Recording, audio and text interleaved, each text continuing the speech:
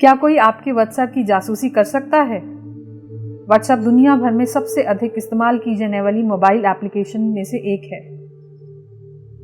इसके 200 crore active users हैं और हम सब इसका उपयोग अपने परिवार या दोस्तों के साथ बातचीत करने के लिए करते हैं, क्योंकि व्हाट्सएप में कई तरह का डेटा हम स्टोर करते हैं, जैसे कि फोटोज, मैसेजेस, ऑडियो, वीडियो या अन्य कई महत्वपूर्ण डॉक्यूमेंट्स। कई लोगों को यह जानना वाकई दिलचस्प लगेगा कि ये क्या है, कैसे कई लोगों के फोटोज, मैसेजेस चोरी हो जाते हैं और उन्हें बेवकूफ़ बनाया जाता है कि उनका डेटा उन्हें वापस मिल जाएगा, और कुछ केसेस में तो लोग अपना व्हाट्सएप नंबर तक खो देते हैं। WhatsApp और WhatsApp स्पाई जैसे वेबसाइट अंतर्राष्ट्रीय कोड सहित आपका नंबर पूछेंगे। उसके बाद एक प्रक्रिया के जरिए, जो कि खाली एक एनिमेशन की तरह दिखेगा, और सारी फोटोज, ऑडियोज, डॉक्यूमेंट्स और कॉन्टैक्ट जो होंगे वो आपको दिखाएंगे। लेकिन सावधान, ये आपको बस बेवकूफ़ बनाते हैं, क्योंकि असली में तो उनको कुछ नहीं मिला है। फिर ये आपको डाउनलोड देम हियर ऑप्शन दिखाई देगा और ये आपको एक वेबसाइट पर ले जाएगा जहां आप ये चेक करेंगे if you are a human. पर ये केवल आपको विश्वास दिलाने के लिए है कि एक प्रोटोकॉल का पालन किया जा रहा है। और अगर आप इस पर क्लिक करते हैं तो आपको काफ़ी सारे एड्स दिखाई देंगे। इसके अलावा ये आपको कुछ YouTube वीडियोस दिखाएंगे और आपको कमेंट करने के लिए बोलेंगे, और कुछ नहीं होगा जब तक कि आप अपने बैंक की डिटेल नहीं देंगे। उसके बाद बस आपको लूट लिया जाएगा। इस तरह के और एप्लीकेशन है जैसे व्हाट्सएप स्निफर। जब आप ये एप्लीकेशन खोलेंगे और रजिस्टर करेंगे, ये आपको क्रेडिट कार्ड डिटेल्स देने के लिए पूछेंगे, जो कि 1 महीने के लिए फ्री ट्रायल देने के लिए होगा। लेकिन ये उतना अच्छा नहीं है जितना लगता है। ये आपके फ़ोन में वायरस डाल देते हैं और आपको बहुत सारे एड्स दिखाएंगे। इस सब के बाद आपका फ़ोन स्लो हो जाएगा और आपका सारा डेटा चोरी हो सकता है। वे आपको डेटा की वापसी और फ़ोन को सही का इस्तेमाल करने के बदले में पैसे वसूल करने की कोशिश करेंगे। इन वेबसाइट्स और ऐप्स पर विश्वास न करें और उन्हें अपनी जानकारी न दें। अपने व्यक्तिगत और बैंकिंग डेटा का ख्याल रखें। फेसबुक और गूगल में आप साइबर अपराधियों की सेवा पा सकते हैं, जो कहते हैं कि वो कैसे भी व्हाट्सएप की जासूसी कर सकते हैं। हालांकि ये सब सेवाएं एक घोटाला है। कई लोग काम शुरू करने से पहले पैसे मांगेंगे और फिर गायब हो जाएंगे। इन सेवाओं का उपयोग करने से पहले कुछ वेरिफिकेशन कराना ज़रूरी है। व्हाट्सएप चोरी करने के लिए ये लोग इन तरीकों का इस्तेमाल करते हैं, जैसे कि OTP कोड की चोरी। कोई दोस्त आपको बोल सकता है कि उसके अपने व्हाट्सएप में दिक्कत आ रही है और उसको आपकी मदद चाहिए अपने व्हाट्सएप अकाउंट को वेरीफाई करने के लिए। इसलिए उसने आपका नंबर सेकेंडरी नंबर के रूप में डाल दिया है और आपको एक कोड आएगा और वो आपको उसे बताना है। लेकिन असल में ये बंदा इस कोड से आपका व्हाट्सएप अपने फ़ोन में डाल देगा और आपको बेवकूफ़ बनाकर आपका सारा बैकअप, चैट, फोटोज़ डाउनलोड कर लेगा और सबको मैसेज कर पाएगा आपके व्हाट्सएप नंबर से। ये एक साइबर अपराधी भी हो सकता है जो आपका दोस्त होने का नाटक कर रहा है। आपको व्हाट्सएप वापस नहीं मिल पाएगा क्योंकि उसने आपके व्हाट्सएप में 2 स्टेप वेरिफिकेशन किया है और अब कोई भी नया बदलाव करने से पहले पासवर्ड पूछा जाएगा। ऐसी ही स्थिति व्हाट्सएप या SMS के माध्यम से आने वाले संदेशों के साथ होती है, जो कहते हैं कि आपने व्हाट्सएप में लॉगिन किया है और उनको OTP कोड चाहिए चेक करने के लिए कि वो आप हैं। मैसेज के अंदर एक कोड और एक लिंक होगा, पर यह मैसेज साइबर अपराधी भेजते हैं जिन्होंने टर्मक्स जैसे एप्लीकेशन से नकली व्हाट्सएप वेब की वेबसाइट बनाई होती है। उस वेबसाइट पे वे आपसे कोड और फ़ोन नंबर डालने को बोलेंगे। आपको कभी भी अपना OTP कोड किसी को नहीं देना चाहिए और आपको अपने व्हाट्सएप में 2 स्टेप वेरिफिकेशन लगाना चाहिए, ताकि अगर किसी नए फ़ोन पर आपका व्हाट्सएप डाला जाए तो वो आपसे पासवर्ड मांगे। एक और तरीका है जिससे कोई आपका व्हाट्सएप अकाउंट चुरा सकता है। यदि आप अपने फ़ोन को ऑफिस में या दोस्तों के पास छोड़ देते हैं, उन्हें बस आपका नंबर दूसरे फ़ोन पर रजिस्टर करना होगा और OTP SMS का इंतज़ार करना होगा, क्योंकि SMS का नोटिफिकेशन देखने के लिए फ़ोन को अनलॉक करने की ज़रूरत नहीं होती। कोई भी OTP कोड को पढ़ सकता है और दूसरे फ़ोन में आपका व्हाट्सएप डाल सकता है। हमेशा याद रखें, अपने निगरानी के बाहर अपने फ़ोन को सार्वजनिक स्थानों पर न छोड़ें और अपने डेटा का ध्यान रखें। व्हाट्सएप में आवाज़ के ज़रिए वेरिफिकेशन भी है, जो साइबर अपराधी अकाउंट को चोरी करने के लिए इस्तेमाल कर सकते हैं, खासकर जब उन्हें पता हो कि आपका फ़ोन बंद है या कवरेज क्षेत्र से बाहर है। वे वॉइस ऑथेंटिकेशन कोड के लिए कहेंगे और आपको कॉल आएगी, मगर आपका फ़ोन बंद हुआ तो आपको वॉइस मेल बॉक्स में कोड चला जाएगा।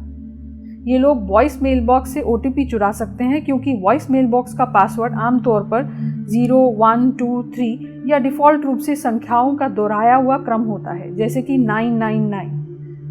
अपनी वॉइस मेल बॉक्स का पासवर्ड बदलने के लिए अपनी टेलीकॉम कंपनी को कॉल करें और जल्द पासवर्ड बदलें।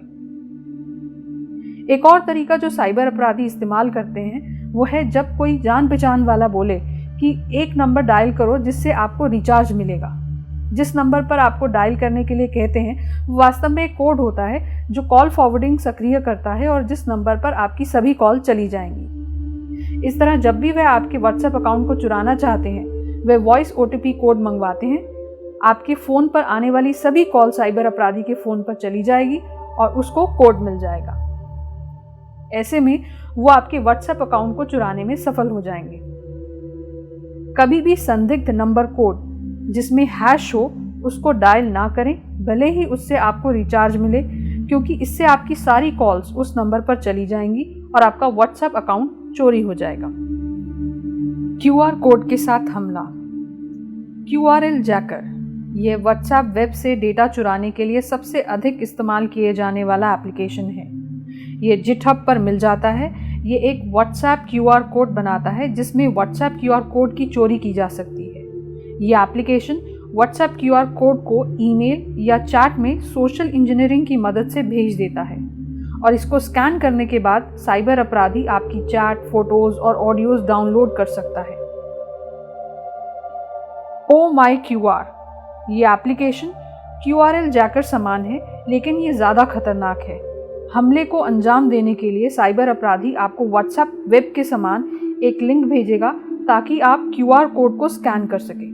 स्कैन करने के बाद ये आपको व्हाट्सएप के हाल ही के स्क्रीनशॉट आपकी कंप्यूटर स्क्रीन पर खोल देगा और आपको लगेगा कि कोई नया मैसेज नहीं आया, क्योंकि वो एक फ़ोटो है व्हाट्सएप वेब की। और साइबर अपराधी अपने कंप्यूटर पर आपका व्हाट्सएप वेब खोलकर आपकी फ़ोटोज़, मैसेजेस और ऑडियो चुरा लेगा।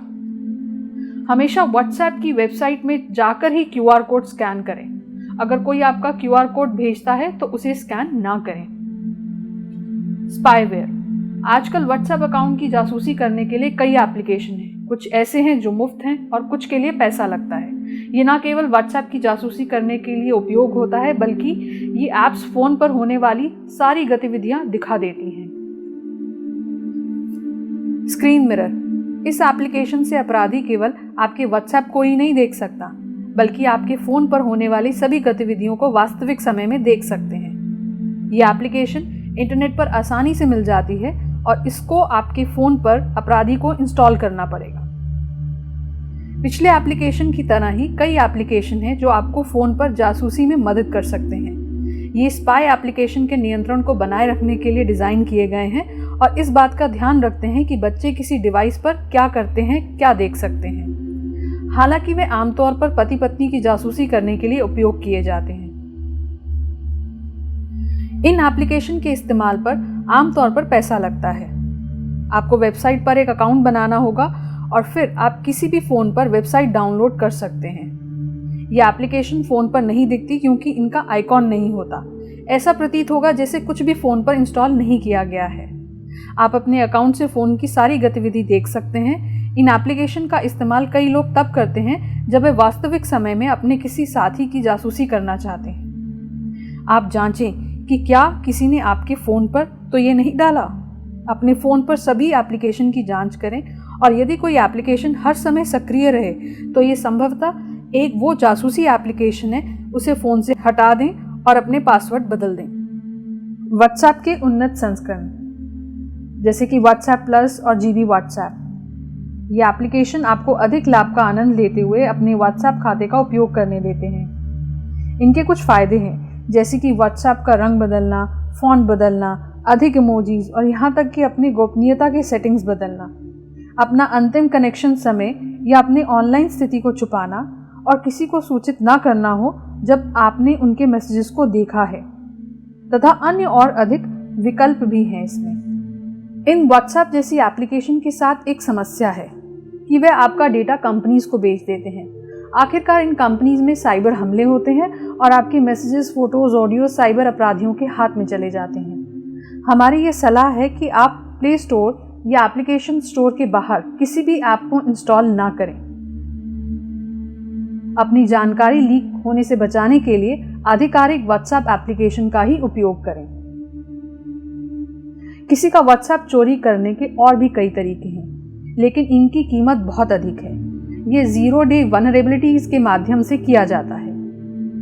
इन प्रकार की सेवाओं का किसी भी प्रकार से एडवर्टाइज नहीं किया जाता है, क्योंकि कोई ग्राहक इतना पैसा नहीं देता। 0 डे वल्नरेबिलिटीज का इस्तेमाल आमतौर पर सरकारी या सुरक्षा एजेंसीज इस्तेमाल करती हैं, जिससे वे अपराधियों या बहुत महत्वपूर्ण लोगों पर नजर रख पाए। पिछले साल GIF के साथ एक 0 डे वल्नरेबिलिटी खोजी गई थी। GIF में एक वायरस को डाला गया था और इससे मोबाइल का पूरा नियंत्रण मिल जाता था। व्हाट्सएप का end to end inscription security feature भी इनके साथ मददगार नहीं था। ऐसी ही कमजोरी का उपयोग करके दुनिया के सबसे अमीर आदमी अमेज़न के मालिक जेफ बेजोस का व्हाट्सएप डेटा चुरा लिया गया था। उसके लिए उसे एक वायरस वाला वीडियो भेजा गया था और उसके खोलने पर उसका व्हाट्सएप चोरी हो गया। 0 डे वल्नरेबिलिटी के हमलों से बचने के लिए अपने आप को अपडेट रखें और स्वचालित रूप से GIF, ऑडियो, फोटो या वीडियो डाउनलोड करने के विकल्प को हटा दें और जिन लोगों पर विश्वास है उन्हीं के द्वारा भेजी हुई वीडियो, ऑडियो और फोटो डाउनलोड करें। सरकारी एजेंसियां बड़े अपराधियों को जांच के लिए एक और तरीका इस्तेमाल करती हैं और वो है SS7। इस तरीके सीधे एक व्हाट्सएप खाते को लक्ष्य नहीं करते, बल्कि संपूर्ण मोबाइल फोन संचार नेटवर्क को निशाना बनाते हैं। हमें यह ध्यान रखना चाहिए कि हमारे व्हाट्सएप का डेटा कहीं भी चोरी हो सकता है। हमारी ये सलाह है कि टेलीग्राम और सिग्नल जैसे अन्य सुरक्षित ऐप्स का उपयोग करें। व्हाट्सएप की जासूसी या दूसरे के जीवन के बारे में अधिक जानने का आकर्षण हो सकता है, लेकिन ये व्यक्तिगत गोपनीयता के खिलाफ है और एक बड़ा अपराध माना जाता है। हमें अपने डेटा की रक्षा करनी चाहिए, क्योंकि हमारी जानकारी बहुत मूल्यवान है।